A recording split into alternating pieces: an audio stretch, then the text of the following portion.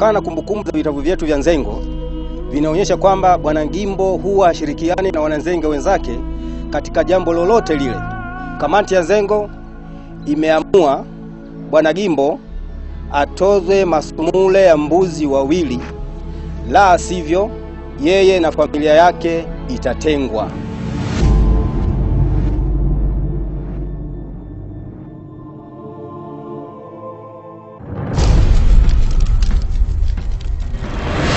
Yaani uamuzi Nzengo iliyotumia iko sahihi.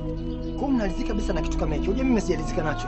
Sio kwamba tunakubali jamaa aazirike. Isipokuwa Nzengo ndio imeamua. Sasa kama Nzengo imeamua, hatuna kipingamizi. Mimi nitamsemesha na nitamsaidia. Kama wewe unamsaidia, sema kwamba wewe unamsaidia wewe kama wewe. Yule ni ndugu yetu. Na hata mke naye pia, sasa iweje tumwache? Kuanzia sasa hivi wananzengo wote mnaomba mtawanyike.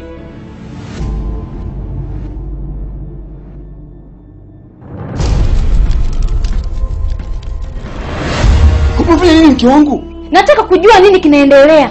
Umetoa siri zote kwa jamaa kule. Ndio. Hivi mzima wewe? Mbona sikuelewi unazungumza kuhusu nini? Mke wangu unapenda sana kushadadia vitu usivyojua undani wake. Lakini mimi sikuwa na nia mbaya. Sijui unionaje mimi? Sijui unaona mimi ni fara sina akili? Sidhani kama utaziona nyayo zangu zimekanyaga tena katika sakafu hii. Sawa. Lakini vile vile usisahau kwamba Juto ni mjukuu.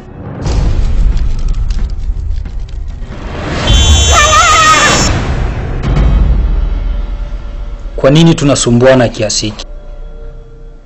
Wewe Alex, nahitaji jibu.